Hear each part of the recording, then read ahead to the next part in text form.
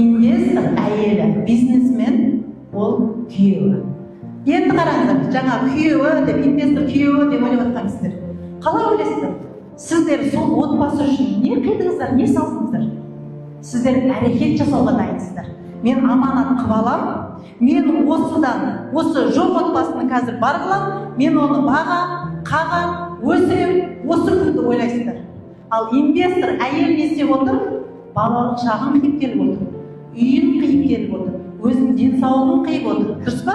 Өзінің барлық болмысын қиып, ұзаққа көз салды. Мен осы кісімен бір одақтастық құрам, ертең менен туылған дүниеге келген балалар осындай жерге бару керек. Ол күйеуінің тауып келген, күнделікті тауып келген табысын не істейді күйеуі? Әйеліне береді. Байқайсыздар ма?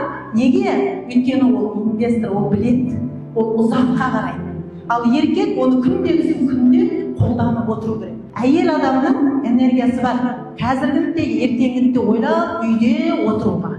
Ал ер адам түсте не істейді? Сол қазіргі шақтағы әрекетті қолынан келген жасап қалайын. Мен мынау маған келген осы отбасын сақтап қалу үшін қазір не істей аламын деп барлық әрекетін жасайды.